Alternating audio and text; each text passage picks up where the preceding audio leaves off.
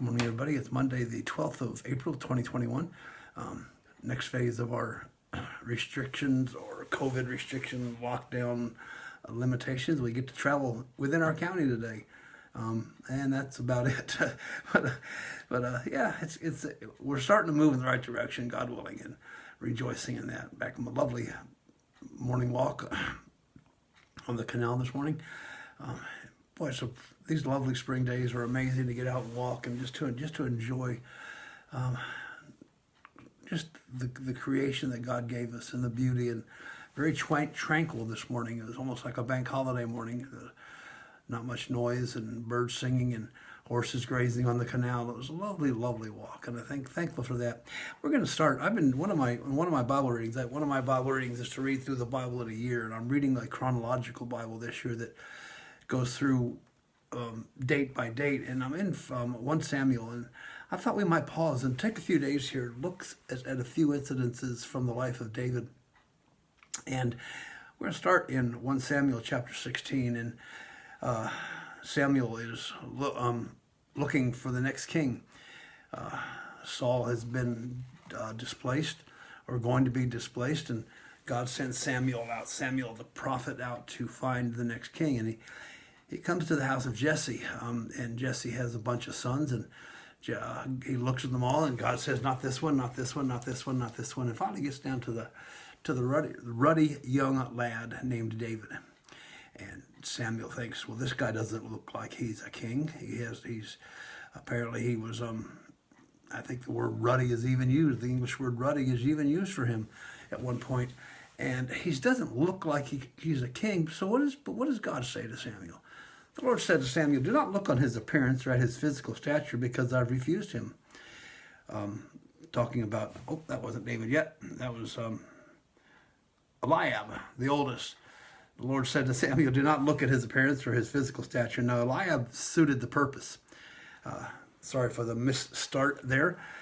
But God said, don't take him, because God says, don't look on the outward appearance.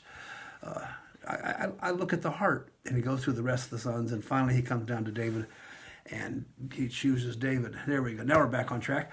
David, of course, is, as I said, is kind of a ruddy. He's the youngster. Doesn't look like he's king. He's not as tall as the rest of the boys yet. He's quite a bit younger than the rest of the boys. But God says, don't look at that. Don't look on the outward appearance. God looks on the heart. And sometimes this verse is taken out of context today. We say we can do whatever we want on the outside, because God doesn't look at the outside. He looks at my heart. So don't judge me with what I do or what I swear. Because God knows my heart. My heart's what matters. Yeah, that's true to an extent. But we can't use that as an excuse to have an ugly outside. I don't mean ugly like my face. I mean ugly in general, in the southern sense of the term. A crude, ungodly appearance, the things we do on the outside. We can't use that as an excuse to say God looks at my heart. Because the good thing is God doesn't judge us by our appearance. We don't have to be superstars or models or movie stars or anything else. Professional athletes, we don't have to be any of those things for God to use us. God uses everyday people, because God knows a heart that's willing to serve him. So on one side, it's a good thing that God looks at the heart. But on the other side, it's a challenging thing, because God doesn't look on the outward appearance. God looks on the heart. God doesn't look at all the religious rituals, all the stuff I do to look good and to look religious and to look this and that, because God looks at my heart. And the heart is what we have to get right. It's the heart that God examines. And God knows the heart behind the matter. Psalm 139 says, David writes later on, Lord, you search me, and you know everything about me. You know me inside out. You know my heart.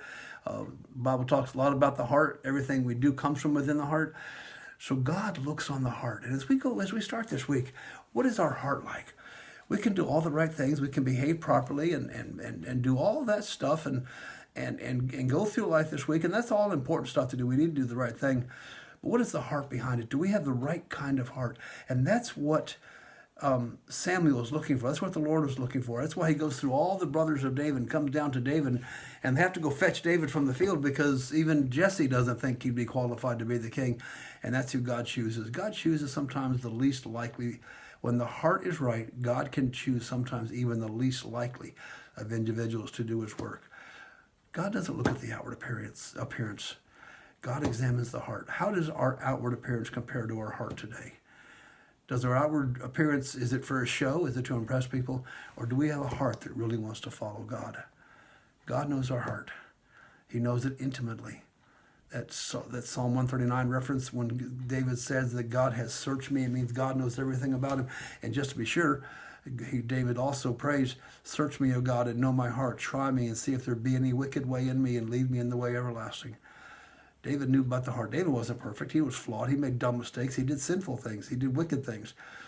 But at the end of the day, he was a man after God's own heart. He had a heart to serve God.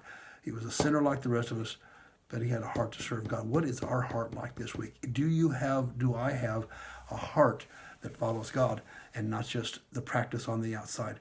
God bless you, folks. Have a great week. I think we'll be with David for a couple of days, God willing, unless the Lord redirects me. So have a great week, and we'll be back, God willing, tomorrow morning.